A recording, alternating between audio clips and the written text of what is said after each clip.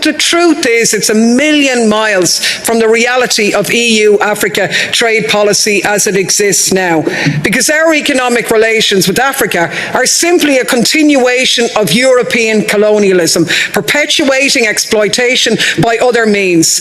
Africa trades more with Europe than it does with itself. It's portrayed as a poor continent, but actually it's the richest. It's just that the people there are denied the fruits of their land and their labour by unequal economic relations, by unfair trade rules, by illicit capital flights into the Western banks, and by multinational corporations allowed off the leash by Washington, London and Brussels.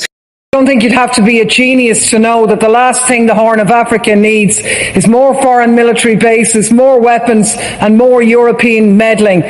What we call our strategic relationship isn't about human flourishing, it's about the EU's ambitions as a superpower. There's now a new great game in the Horn of Africa. Greater and lesser powers are pockmarking the place with military bases. France, the US, China, Germany, Japan, Italy, Saudi Arabia all have a presence in the tiny area of Djibouti alone. Mercenaries are swarming in from all quarters. The entire region is being militarized.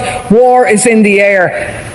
And what about the people facing climate and food insecurity? None of this benefits them. We talk about instability, but we only make it worse. We flood the place with weapons, hand over the profits to European arms companies and charge the bill to our citizens. And then with the carnage, we go back in and we do it all again. It's a racket. Strategic relationship, it's one thing after another, isn't it? Really, it's the same as it ever was. And all I can say is God save Africa from Europeans offering help.